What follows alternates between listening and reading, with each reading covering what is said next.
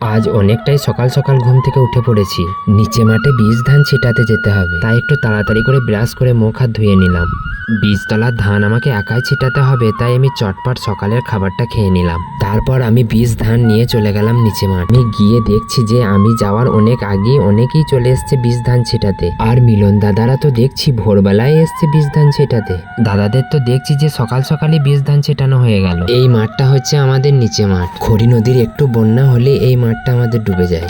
উপর মাঠে চাষ সারার পর তবে নিচে মাঠে চাষ করা হয়, তাই এই মাঠের বীজও একটু দেরি করেই ফেলা হয়। আজ অনেকেই এই মাঠে একসাথে বীজ ফেলছে। সবাই তো দেখছি অনেক আগে আগেই এসছে বীজ ধান ছিটাতে। আমিও আর দেরি না করে চটপট বীজ ধান ঢেলে ছিটানো শুরু করে দিলাম। আহামরি খুব সুন্দর না হোক, চাষের সব কাজই মোটামুটি আমি পারি। চাষবাস নিয়ে যখন রয়েছি সবই শিখতে হবে, তাই না? আর এদিকে দেখছি ভুলন দাদাদের বীজ ধান ছেটানো প্রায় হয়েই গেছে। ভুলন দাদা আমাকে এসে বলছে, তুই তাড়াতাড়ি বীজ ধান ছেটা, প্রচুর মেঘ করেছে। অল্প 30-35 কেজির মতো ধান বলে আমার ছেটাতে বেশি সময়ও লাগলো না। যাই হোক, বৃষ্টি নামার আগে আগেই আমি বীজ ধান ছেটানো শেষ করে ফেললাম। সকালের আবহাওয়াটা অনেকটাই পরিষ্কার ছিল, এরকম করে যে হঠাৎ বৃষ্টি নেমে যাবে ভাবতেই পারিনি। আর আমরা মাঠে যতজন ছিলাম সবাই প্রায় ভিজেই গেছি। বর্ষার চাষের সময় বৃষ্টির পানিতে ভিজতে খুবই ভালো লাগে। দেখা হচ্ছে পরের ভিডিওতে। সকলেই অনেক অনেক ভালো থাকবেন।